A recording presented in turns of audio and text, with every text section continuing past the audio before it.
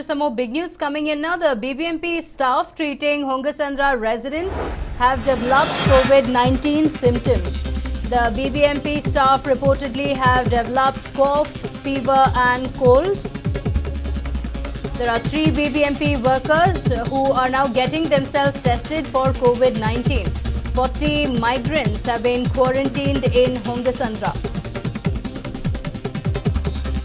Well, Hongasandra has been added as a containment zone in Bengaluru after patient number 419, a migrant from Bihar, tested positive. He was staying in a settlement where there were several people staying together, hundreds of them. So over the last 24 hours, there are 18 cases that have come to light from Hongasandra.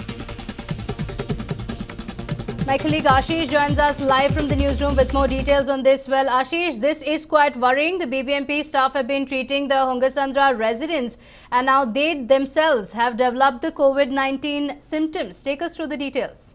Well, absolutely, Pratibha. Now, like we've been talking about the dangers that frontline warriors face, especially people from BBMP, because remember, even in Padarayanpura and Tipunagar, you had BBMP Paura Karmikas and also BBMP staff themselves going forward and making sure that the entire place was sanitized, and also security was something that was also taken care of. And even here in this particular ward as well, where patient number 419 has in fact gone ahead and infected a lot of people, BBMP health officials have been on the ground ever since. In fact, BBMP Commissioner himself visited yesterday the spot. Apart from the Special Commissioner and also the Joint Commissioner, they've been visiting the spot. They've been making sure that the containment zone which is set up is properly taken care of, and also all the surrounding areas that could possibly be susceptible are also it is taken care that this entire pandemic that we're looking at does not really spread around that particular place. So all of these things have been happening, and at the same time you have BBMP officials who have been on ground ever since this entire thing came to light. And clearly